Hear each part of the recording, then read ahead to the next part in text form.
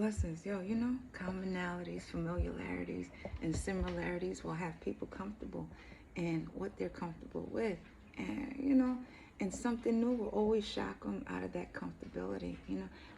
Something new will make them uncomfortable, you know. It'll break them out of that familiarity because it's not familiar to anything that they know.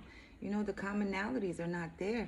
You know, some things just might be common, you know, when it comes to the differences, but the similarities, you know, is what's making it uncomfortable because some people just are used to what they're used to, you know, but when it comes to movies and TV and watching and listening to other people's experiences and travels and shit like that, right? It enthuses the entertainment in one's mind, right?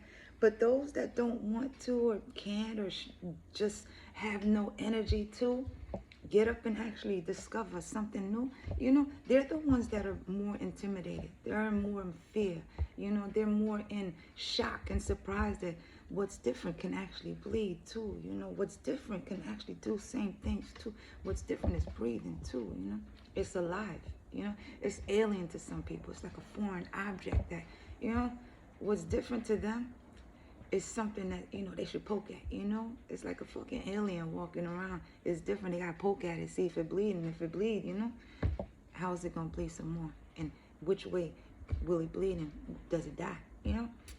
It's like some things with people, when it comes to differences in mindsets, you know, they try to twist and turn your mind into how they think, you know? Even if the which way they think ain't moving nowhere, you know, but the way you think is moving everywhere. You know, they got a problem with that. Because it's pulling them out of their comfort. You know, now they got to get up and move if they want to roll with you type of shit. You know, but you can't pull nobody out of their comfortability. You know, what they're comfortable with is what they're comfortable with until they get a taste of new. You know, now it's something to add, you know, or subtract.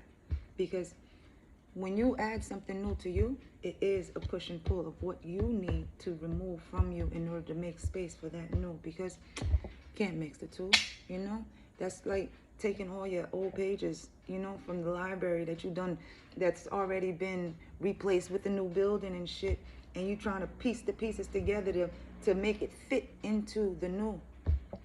You know, it's not a museum anymore. You're steadily taking sentences from the past into the new to make it brand new. And sometimes it works, sometimes it don't. But, you know, it depends on how you use the past. Did you learn the lessons too?